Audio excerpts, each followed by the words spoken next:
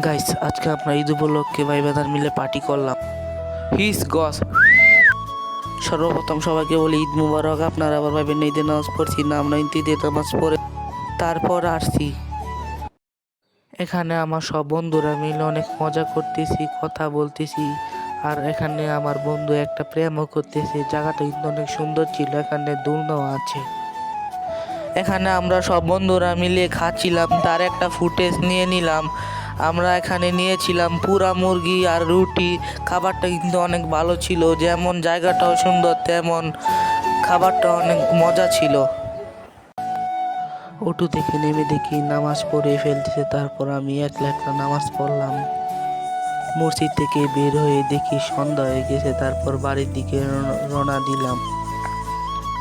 তারপর বাড়িতে এসে ফ্রিজ থেকে পেপসি বার করে 4 কুলি পেপসি খেয়ে আজকের ব্লগটি শেষ করলাম।